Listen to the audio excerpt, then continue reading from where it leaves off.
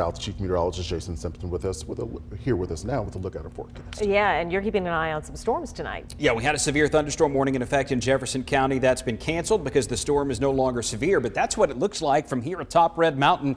You're looking right in the middle of the screen past Princeton Baptist Hospital out in the direction of Highway 269 toward Rock Creek and out around Maytown, Sylvan Springs.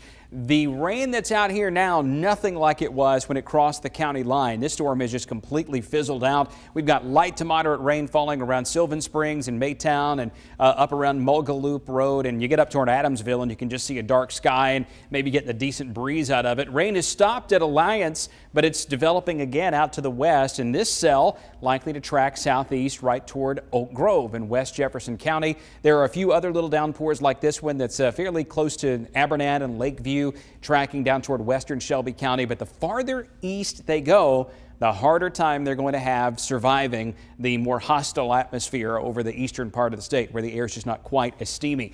The storm that's northwest of Marion County right now is tracking southeast at close to 40 miles per hour. We'll put a track on the leading edge of that as it's now just to the southeast of Tupelo, and you can expect that near Hamilton right about the top of the hour, close to 5:55.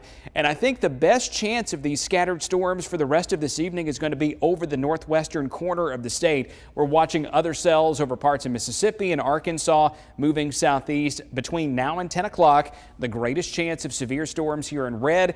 The yellow represents where we could see a few storms that might briefly get up towards severe limits, but most of us not even going to get widespread heavy rain here. Tuscaloosa, Jefferson, Blount, Cullman County, a good chance of some storms, but it may not rain everywhere. And then from Shelby and St. Clair and Calhoun, Etowah, Cherokee, Talladega, down toward Clanton, Rockford, and then certainly south of there toward Montgomery, there's not a lot of hope of widespread thunderstorms at all through this evening or tomorrow morning. But storms are ending. Will be partly cloudy early in the morning. Tomorrow afternoon, not quite as hot. The high close to 90 degrees with the northwest wind and a chance of some storms mainly south of Birmingham during the day on Thursday.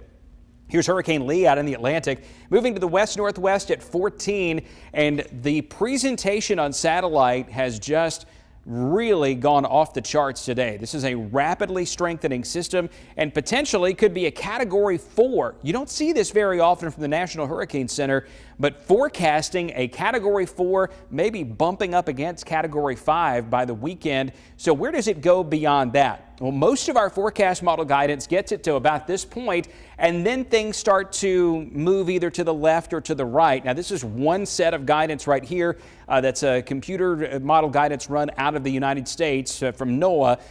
There's a chance that this could get close to New England, might even brush the Outer Banks of North Carolina.